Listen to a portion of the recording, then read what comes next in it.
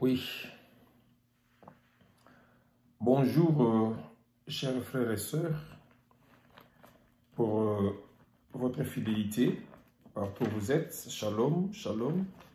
Ça dépend de l'heure que vous nous suivez. Bonjour ou bonsoir.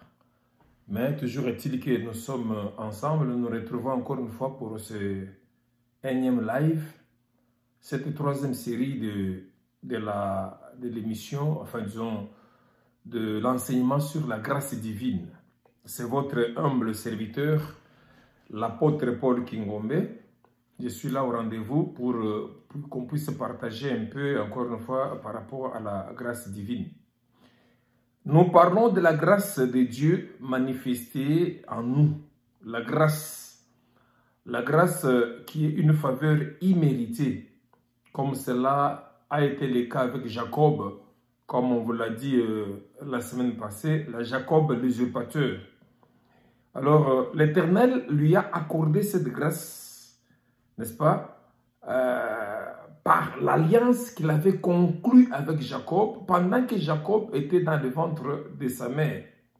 Jacob était connu de Dieu avant même qu'il ne vienne au monde, pendant que sa mère était grosse. L'Écriture dit que lorsque sa mère sentait les enfants bouger en elle, elle était partie solliciter et demander au Seigneur ce qui n'allait pas. Alors, Dieu a dit à sa mère, Rebecca, que il y a deux nations dans ton ventre, l'aîné sera assujetti au plus jeune. Selon qu'il est écrit, j'ai aimé Jacob et j'ai haï Ésaïe. Donc, le simple fait qu'il fut aimé par Dieu, qu'il avait la semence de Dieu, Dieu lui a fait grâce. Dieu ne fait pas grâce pour le plaisir de faire grâce. Parce que beaucoup de gens peuvent penser que c'était par leur force, comme j'ai dit l'autre fois. Même pour aller à Dieu, même pour croire au Seigneur Jésus-Christ, il faut que la grâce vous soit accordée. L'Écriture dit que nous avons été créés en Jésus-Christ pour de bonnes œuvres. Nous sommes son ouvrage. Nous avons été créés en Jésus-Christ pour de bonnes œuvres que Dieu a préparées d'avance afin que nous puissions les accomplir en Christ. Dans Éphésiens chapitre 2, verset 10. Dieu nous a créés en Jésus-Christ pour de bonnes œuvres qu'il avait déjà préparées d'avance afin que nous puissions les accomplir. Donc, marcher dans la justice, marcher dans la crainte de Dieu, ce sont des bonnes œuvres que Dieu avait déjà préparées d'avance pour nous, sachant que nous viendrons au monde, que nous allons accomplir ces bonnes œuvres en Jésus-Christ. Ok? Donc, c'est comme nous avons dit la fois passée, Jacob, pour être béni par son père, sa mère avait tout préparé pour lui. Elle a préparé tout pour lui, alors que Ésaïe est allé souffrir, est allé suer dans la forêt pour chercher du gibier pour donner à son père. Mais Jacob, lui, il était resté là et c'est sa mère qui avait tout préparé. Sa mère avait tout fait pour lui. Et pour aller présenter la nourriture, l'Écriture dit que Jacob a porté les vêtements d'Ésaïe. Il a pris et l'a mis sur ses bras les peaux de brebis pour que son père puisse le toucher. Et lorsque son père l'a touché, il a senti que parce que son frère était poilu et lui ne l'était pas, il n'était pas. Son père l'a embrassé. En l'embrassant, il a senti l'odeur des vêtements d'Ésaïe. Ce n'était pas ses habits à lui. Il a senti l'odeur des habits d'Ésaïe et il a béni. Il a dit, l'odeur de mon fils est comme l'odeur d'un champ qui est béni, le champ béni. Il a béni Jacob. Je vous ai dit la fois passée que c'est la même chose avec nous, avec Jésus-Christ. Nous n'avons rien fait de spécial. Mais avec les sacrifices de Jésus, l'alliance qu'il a accomplie pour nous à la croix de Golgotha, il nous suffit seulement d'entrer en Jésus-Christ par la foi. Nous croyons aux œuvres salvatrices que Christ a accomplies pour nous à la croix de Golgotha. Nous entrons en Christ. Lorsque nous entrons en Christ, nous sommes bénis par Christ. Lorsque Dieu bénit Christ, cette bénédiction descend directement sur nous. Ok?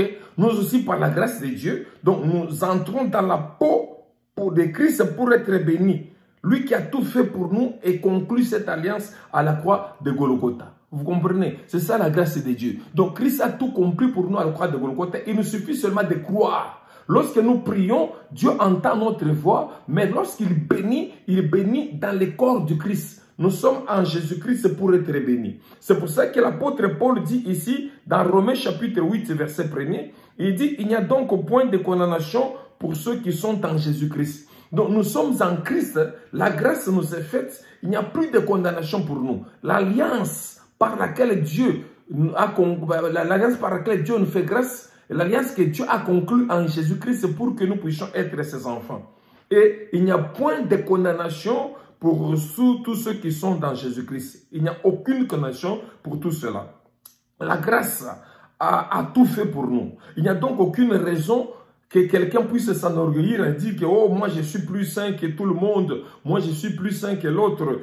C'est pour ça que l'Écriture dit que s'il faut vous glorifier, parce que nous n'avons pas raison de nous glorifier par rapport à tout ça. Nous n'avons pas raison de nous glorifier parce que nous marchons dans la vie chrétienne. Nous n'avons pas raison de nous glorifier parce que Dieu agit par nous. S'il faut nous glorifier, nous devons nous glorifier dans le Seigneur. C'est ce que l'apôtre Paul dit. S'il faut vous glorifier, que chacun se glorifie étant dans le Seigneur. Parce qu'il n'y a rien de spécial que nous pouvons créer par nous-mêmes. La fois passée, je vous ai dit que l'apôtre Paul dit qu'il nous a rendus capables d'être ministres. Ministres non pas de la lettre mais de l'esprit. Si nous sommes serviteurs de Dieu aujourd'hui, si nous sommes pasteurs, si nous sommes apôtres, si nous sommes enfants de Dieu, si nous sommes évangélistes, si nous sommes docteurs, si nous sommes prophètes, c'est la grâce de Dieu qui nous a été faite pour que nous le soyons. De par nous-mêmes, on ne peut pas l'être. On ne peut pas l'être. L'apôtre dit dans 2 Corinthiens chapitre 3 verset 6, il nous a rendus capables. C'est-à-dire que cela ne veut pas dire que cette capacité vient de nous-mêmes. Non, ça ne vient pas de nous. Christ nous a rendus capables pour que nous soyons ministres, non pas de la lettre, mais de l'esprit. Ici, dans 1 Corinthiens chapitre 4 verset 7, l'apôtre Paul dit, il dit, chapitre 4 verset 7, alors, car qui est-ce qui te distingue? Qu'as-tu que tu n'aies reçu? Et si tu l'as reçu, pourquoi te glorifies-tu comme si tu ne l'avais pas reçu? Donc, je ne peux dire que j'ai quelque chose de par moi-même. Personne ne peut avoir la puissance de par lui-même. Personne ne peut avoir le ministère de par lui-même. Personne ne peut vivre la vie de sainteté de par lui-même. Si nous vivons la vie de sainteté, c'est la grâce de Dieu qui nous a été faite dans notre vie. Paul insiste surtout sur le fait que nous n'avons pas à nous glorifier par rapport à ces choses-là. Dans le livre de 2 Corinthiens chapitre 2, verset 12, chapitre 12 plutôt, 2 Corinthiens chapitre 12, du premier verset au verset 10. Je vais lire, c'est long, mais bon, c'est bien pour la compréhension. L'apôtre Paul parle de la grâce qui lui avait été faite et de la manière dont Dieu l'a empêché à se glorifier. Lorsque la grâce de Dieu t'a été accordée, tu n'as pas raison de te glorifier. Au contraire, tu dois te glorifier en Jésus-Christ en disant que si je suis comme ça, c'est grâce à Jésus-Christ qui m'a permis, qui m'a rendu capable d'être enfant de Dieu. Il dit, personne ne peut venir à moi si le Père ne l'attire. Je lis 2 Corinthiens chapitre 12, versets 1 à 10. Nous lisons dans le nom de Jésus. Il faut se glorifier. Là, on a mis des points de suspension. Donc, c'est-à-dire qu'il faut se glorifier dans le Seigneur. Cela n'est pas bon. J'en viendrai néanmoins à des visions et à des révélations du Seigneur. Je connais un homme en Christ qui fut, il y a 14 ans, ravi jusqu'au 3e ciel. Si ce fut dans son corps, je ne sais. Si ce fut hors de son corps, je ne sais. Dieu le seul le sait. Et je sais que cet homme, si ce fut dans son corps ou sans son corps, je ne sais, Dieu le sait, fut enlevé dans le paradis. Et qu'il entendit des paroles ineffables qui n'est pas permis à un homme d'exprimer. Je me glorifierai d'un tel homme, mais de moi-même, je ne me glorifierai pas, sinon de mes infirmités. Si je voulais me glorifier, je ne serais pas insensé, car je dirais la vérité. Mais je m'en abstiens, afin que personne n'ait à mon sujet une opinion supérieure à ce qu'il voit à moi ou à ce qu'il entend de moi. Et pour que je ne sois pas enflé d'orgueil, à cause de l'excellence de ces révélations, il m'a été mis une écharde dans la chair, un ange de Satan pour me souffleter et m'empêcher de m'enorgueillir. 3 fois j'ai prié le Seigneur de l'éloigner de moi, et il m'a dit, ma grâce te suffit, car ma puissance s'accomplit dans la faiblesse. mais je glorifierai donc bien plus volontiers de mes faiblesses. Je me glorifierai donc plus volontiers de mes faiblesses, afin que la puissance de Christ se repose sur moi. C'est pourquoi je me plais dans les faiblesses, dans les outrages, dans les calamités, dans les persécutions, dans les détresses pour Christ. Car quand je suis faible, c'est alors que je suis fort. Amen. Christ, l'apôtre Paul dit qu'il lui a été fait grâce. Dieu lui a fait grâce. Dieu a accordé à l'apôtre Paul une grâce très particulière. À tel point qu'il fut enlevé jusqu'au 3e ciel. La Bible dit qu'il a été enlevé au paradis jusqu'au 3e ciel. Il lui a été permis d'entendre des paroles qu'un homme ne peut pas exprimer. Et à cause de l'excellence de ses révélations, qu'est-ce que Dieu a fait? Il lui a été mis une écharpe dans la chair. Un ange de Satan pour le souffleter, afin qu'il ne puisse pas s'enorgueillir. Il a prié 3 fois le Seigneur. Seigneur, éloigne de moi cet ange de Satan qui me rend faible. Cet ange de Satan qui me soufflette, qui me fouette chaque fois.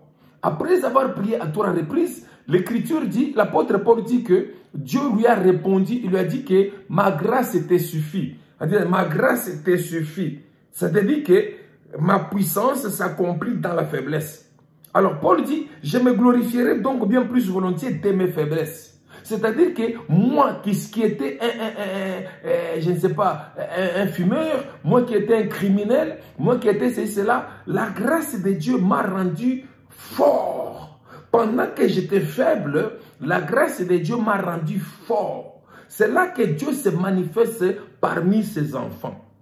Gloire à Dieu. C'est donc nous avons besoin. Nous avons besoin que la grâce de Dieu soit en nous. Car sans cette grâce, on ne peut rien faire. C'est pour cela que Christ a dit dans l'un de ses sermons, heureux les pauvres en esprit, car le royaume des cieux est pour eux. C'est-à-dire que la grâce de Dieu est pour nous une grande chose. La grâce de Dieu, c'est la seule chose dont nous avons besoin pour vivre sur cette terre. Sans la grâce de Dieu, bien-aimé, on ne peut rien.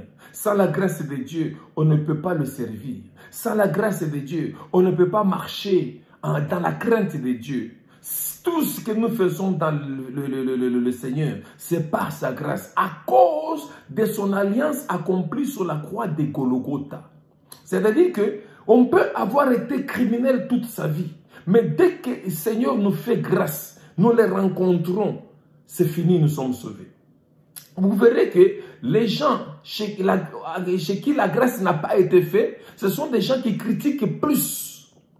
Les gens à qui la grâce a été faite, comme je vous dis dès les premiers jours, il faut être celui à qui la grâce a été faite pour comprendre, expliquer la grâce de Dieu. Des gens qui n'ont pas connu la grâce dans leur vie, il suffit qu'ils voient quelqu'un dans le mal, ils critiquent directement. Il suffit qu'ils voient quelqu'un tomber, ils critiquent directement. Ne sachant pas que s'ils ne tombent pas, c'est parce que la grâce de Dieu leur a été accordée. Que Dieu vous bénisse. Alléluia.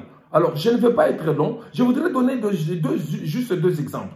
Le premier exemple, c'est celui de la femme adultère qui a été surprise en flagrant délit d'adultère. Cette femme, surprise en flagrant délit d'adultère, on l'a amenée vers Jésus dans Jean chapitre 8. On l'a jetée là-bas. Quand on l'a jetée, on n'a pas amené l'homme avec qui elle a commis adultère.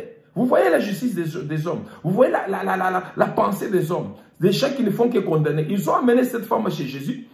Et ils ont dit que Moïse, dans la loi, parce que la loi est différente de la grâce. La grâce est venue pour dire que là où le péché a abondé, la grâce est surabondée. Oui, maintenant quand ils sont venus avec cette femme, Jésus leur a posé la question que celui qui n'a pas encore commis de péché dans sa vie, qu'il soit le premier à jeter la pierre sur cette femme. Ils sont tous partis. Et Jésus, en se relevant, il a vu cette femme seule. Il a dit, femme, personne ne te condamne. Où sont ceux qui sont condamnés? Non, personne ne m'a condamné. Il a dit, moi aussi, je ne te condamne pas. Mais va et ne pêche plus. La même chose, à la croix de Golgotha, Jésus-Christ était crucifié avec 2 brigands. Un brigand qui commençait à parler à Jésus. Si tu es fils de Dieu, sauve-toi et sauve-nous. C'est la même, comme Jésus-Christ l'avait dit au début de son ministère, en disant que voilà, certainement vous m'appliquerez ces proverbes. Médecin, guéris-toi toi-même, ainsi de suite. Fais ici dans ta partie ce que nous avons entendu que tu as fait à Capernaum. Il leur a dit qu'il y avait plusieurs veuves à l'époque d'Élie, mais Élie ne fut envoyé qu'à la veuve de Sarepta. Il y avait plusieurs lépreux à l'époque d'Élisée, mais aucun d'eux ne fut purifié si ce n'est Naaman de Syrien. Ce qui veut dire que la grâce de Dieu localise les gens. Mais parmi les deux, il y a un qui a reconnu et dit que non, toi tu ne peux pas parler à ce monsieur comme ça. Il est juste, nous sommes condamnés parce que nous avons commis le mal. Mais lui, il est juste.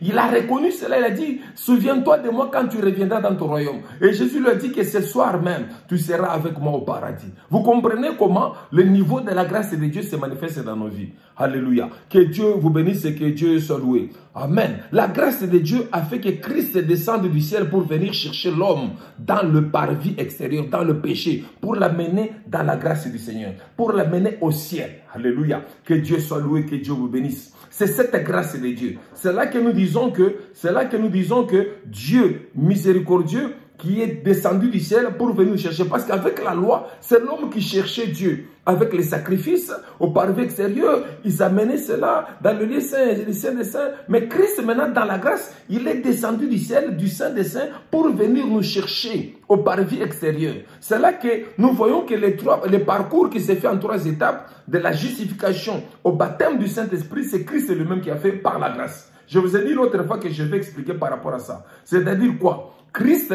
nous a ramassés. Vous prenez l'exemple de cette bouteille. Une bouteille qui était jetée dans la poubelle avec toutes les grâces et ainsi de suite, toutes les saletés. Il a ramassé cela. Le fait de ramasser la bouteille, le fait que Christ m'a ramassé dans la poubelle, c'est ça la justification. Il m'a ramassé. En me ramassant, il m'a justifié. Il m'a maintenant commencé à laver par l'eau de la parole et du Saint-Esprit. Par l'eau de la parole, il m'a purifié, il m'a sanctifié. Il a lavé cela avec de l'eau chaude et du savon. C'est ce qu'on appelle la sanctification. Et après avoir lavé, purifié, après avoir écarté toutes les impuretés possibles de cette bouteille que j'étais moi, il m'a maintenant rempli de l'eau qui signifie le baptême du Saint-Esprit pour que je sois prêt pour son œuvre.